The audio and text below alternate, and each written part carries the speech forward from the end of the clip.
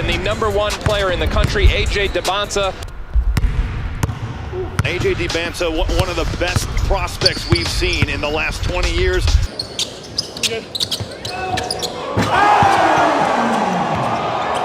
The combination of talent, elite athleticism, and maturity.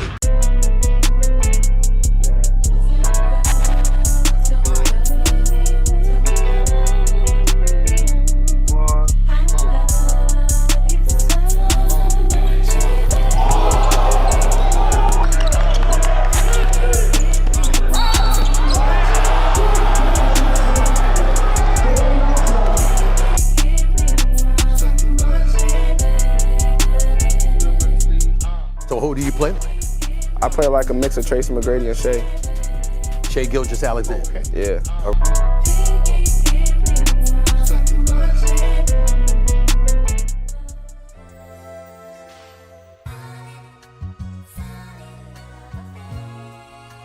AJ Dybantsa, the 6'9" wing hailing from Brockton, Massachusetts.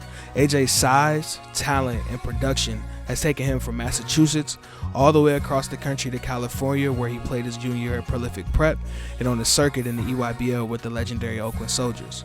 Now over to Utah, where he spent his senior season at Utah Prep and will be spending the next 8 months at BYU. AJ has been in the spotlight for years at this point now, famous and well connected enough to be working out and having real conversations with future Hall of Famers. AJ at this point is a household name to the basketball world, a star in the making. Shoe contracts with Nike, memorabilia deals with Fanatics, and even a Red Bull deal too. I mean, this is superstar level stuff. As AJ enters into the next steps of becoming a pro, does the game project to match the name? Do you believe the hype?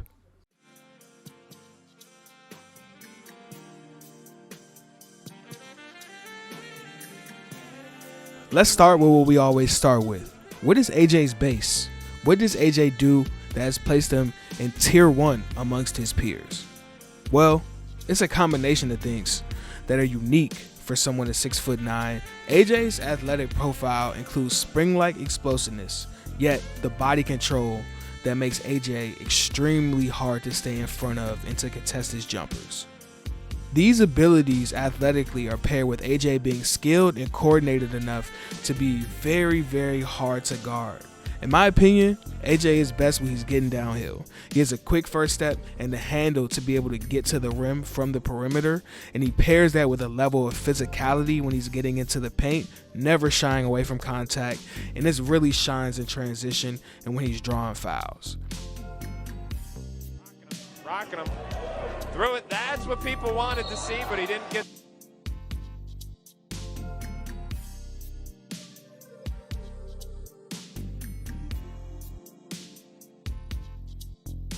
Now, this sometimes can get him in trouble with like offensive fouls, overselling non-foul calls, which can be annoying at times. But nonetheless, that opens up the rest of AJ's game. And selfishly, I want him to lean into that more because it can really, really open up the rest of his game, which is his separator. What AJ is more known for is his ability to create shots in the mid-range and from behind the three-point line.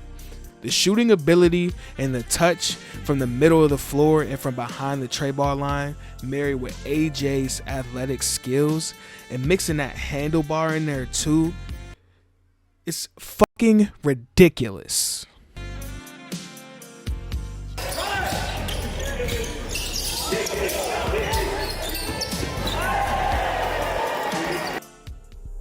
However, watching through the majority of AJ's senior season, things weren't too cohesive to start out. There were times where things just didn't look good at all. It was real sloppy, and the warts in his game became very apparent.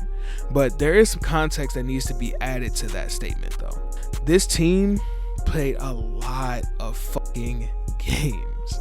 Dog, they played in China in September. Their roster changed over time a little bit. They also switched coaches like halfway through the season. And they hadn't played together like prior or anything like that. So this led to some unstructured basketball. And there was a lot of, hey, somebody's got to make something happen out here. And for stretches, it wasn't good basketball. And they lost some games in a row. And this, from AJ's perspective, included a lot of over dribbling, forced shots, and as of right now, AJ doesn't quite leverage his scoring ability to continuously create for his teammates. And that's something that he could be able to show improvement with a more spaced and more spread floor with more shooting and a free-flowing type of offense that they're going to run at BYU. And it could be something similar if you want to flash back to where AJ was a little bit more off the ball, a little bit more efficient with his shot selection and passing the ball with prolific prep. And hopefully at BYU, he can lean into that a bit more and get the ball to open guys. Top 10. The first points of the night for Cooper Flagg. And here comes Zoom Diallo. Out to Dybantsa for three. From 10 years ago saying I was born too early.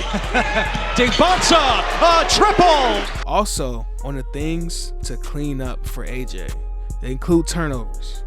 AJ and the way he moves, it's insane to watch. But he be turning the ball over. He be traveling, like he's just like straight up like. And there are other instances in that mix of turnovers and things like getting tunnel vision and dribbling in the crowds of people and throwing the ball away or flailing to try to get a foul and that kind of stuff. And in other instances when he's trying to make the right play, sometimes he's too late on a pass and that passing lane is closed and it's a steal and the ball's going the other way. He's got to clean some of that stuff up going forward. All right, let's get into the fun and most polarizing part about player and prospect evaluations, draft comps. And I would like to introduce to you the sphere of influence.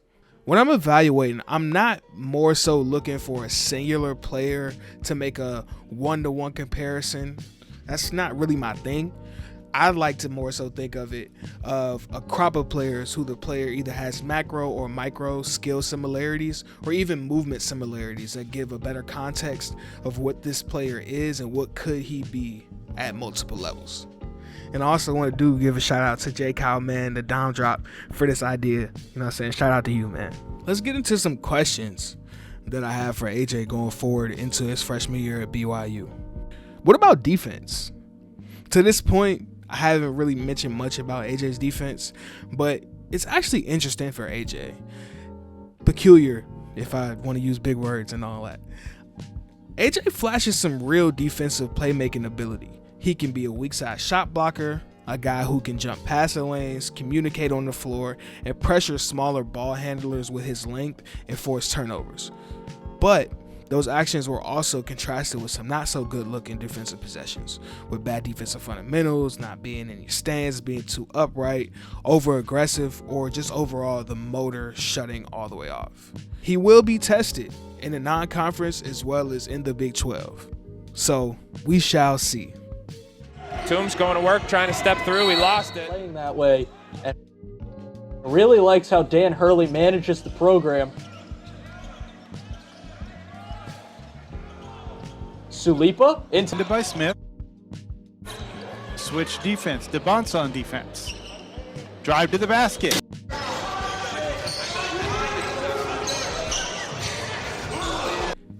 Can the process offensively against targeted variations of defense improve? AJ struggled in a couple of matchups against even length and teams that were able to throw multiple bodies at him and have different set looks against him on defense. In those games in particular, I'm really talking about the dynamic prep games. And that's kind of a thing where we want to see, can AJ continuously push the correct buttons to be able to overwhelm his opponents with his supreme scoring skill set and ability?